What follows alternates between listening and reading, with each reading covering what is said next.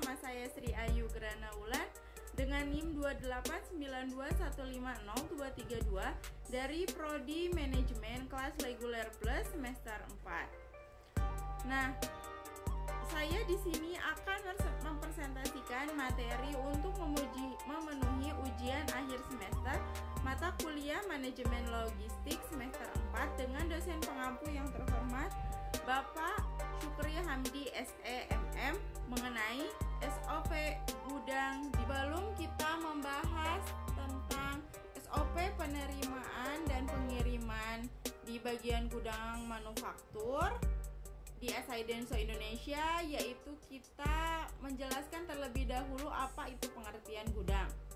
Nah, gudang atau bisa disebut juga dengan warehouse adalah tempat penerimaan, penyimpanan sementara, dan persediaan part material dan barang yang akan dipakai untuk kebutuhan produksi atau support produksi. Nah, sedangkan SOP adalah kepanjangan dari Standard Operational Procedure, yaitu sebuah pedoman atau acuan untuk melaksanakan tugas pekerjaan sesuai dengan fungsi dan alat penilaian kinerja instansi pemerintah maupun non-pemerintah, usaha maupun non-usaha berdasarkan indikator-indikator teknis, administratif, dan profesional sesuai dengan tata kerja, prosedur kerja, dan sistem kerja pada unit yang bersangkutan.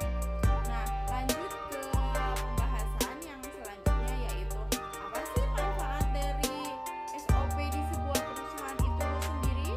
Nah, yang pertama, sebagai standarisasi cara yang dilakukan pegawai dalam menyelesaikan pekerjaan khusus, mengurangi kesalahan dan kelalaian, membantu staf menjadi lebih mandiri dan tidak tergantung pada intervensi manajemen sehingga mengurangi keterlibatan pemimpin dalam pelaksanaan proses sehari-hari. Yang ketiga, meningkatkan akuntabilitas dan mendokumentasi tanggung jawab khusus dalam melaksanakan tugas.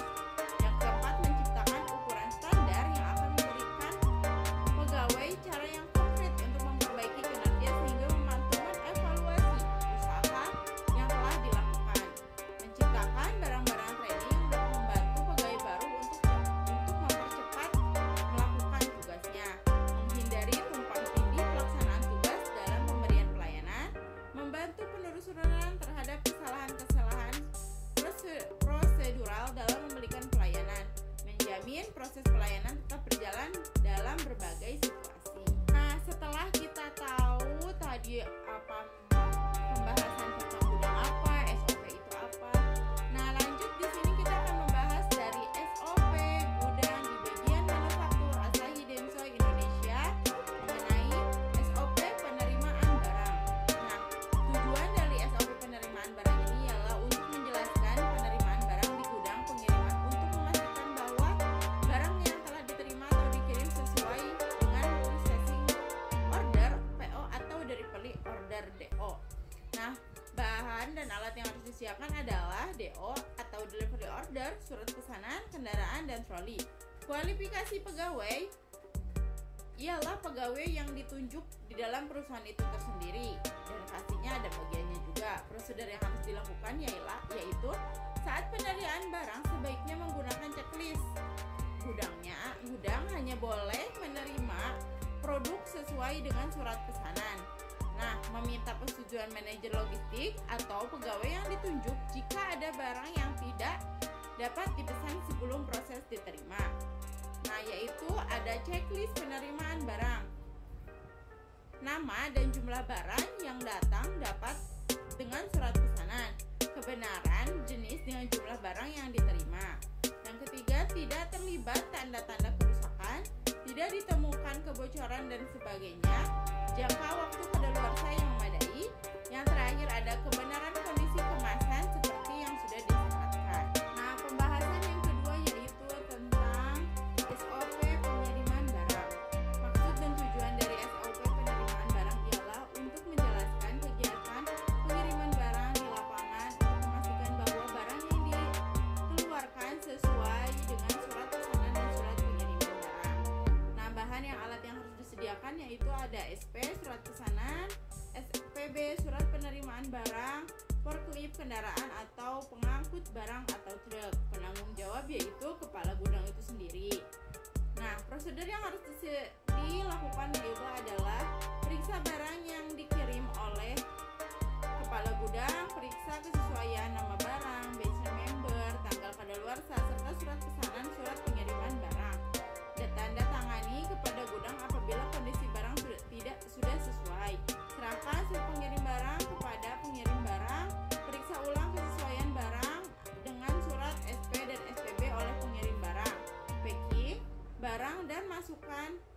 dalam armada pengiriman. Catat pengiriman barang administrasi gudang pada buku ekspedisi pengiriman. Serahkan kembali SPPB lembar kedua ketiga telah ditandatangani dan distempel penanggung jawab setelah pengiriman barang kepada staf admin gudang.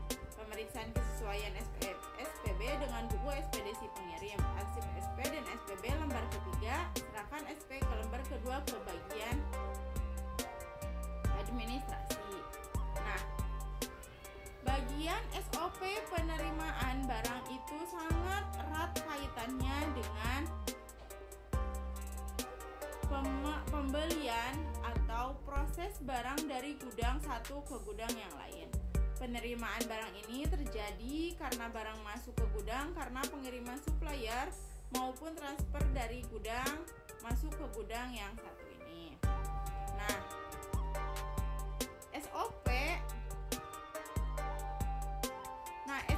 penerimaan barang ini yang pertama yaitu barang datang karena ada pengiriman dari supplier.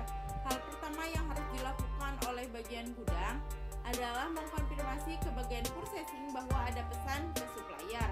Setelah itu bagian gudang meminta surat jalan kepada driver. Setelah dipastikan bahwa ada pesanan dari purchasing, bagian gudang dapat melakukan penerimaan barang. Ketika melakukan penerimaan, usahakan melakukan pembakaran barang di tempat yang sudah disediakan khusus untuk memastikan lokasi atau area yang terdapat CCTV yang dapat merekam semua proses barang secara jelas. Nah, itu usahakan ketika melakukan barang secara jelas. Ketika melakukan pembakaran, dilakukan double check atau pengecekan 2 kali oleh petugas gudang. 1. Pengecekan petugas gudang, yang satu lagi pengecekan di depan atau di belakang armada. Yang kedua adalah di belakang barang masuk ke gudang transit, gudang khusus yang sudah disediakan untuk menampung barang dari supplier tadi. Nah, satu lagi tugas mencatat barang masuk ke depan dan satu petugas lainnya mencatat barang ke gudang. Ketika selesai melakukan pembongkaran barang, selanjutnya akan ada pencocokan data dari surat jalan catatan petugas yang pertama di depan tadi dan juga petugas 2 yang ada di dalam gudang.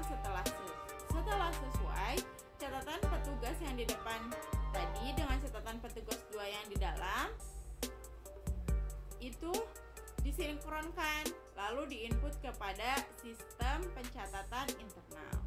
Nah, kedua barang masuk karena ada transfer barang dari gudang lain. Prosesnya hampir sama ketika penerimaan barang seperti biasa. Hanya saja yang membedakan adalah dokumen yang diterima dan diterima oleh gudang adalah dokumen surat transfer barang atau surat klaim barang secara internal. Nah, mungkin itu saja penjelasan dari saya mengenai SOP penerimaan dan pengiriman barang gudang di perusahaan manufaktur. Semoga bisa bermanfaat untuk kita semua dan mohon maaf apabila ada kesalahan, salah kata atau salah yang saya ucapkan. Terima kasih atas perhatiannya. Wassalamualaikum warahmatullahi wabarakatuh.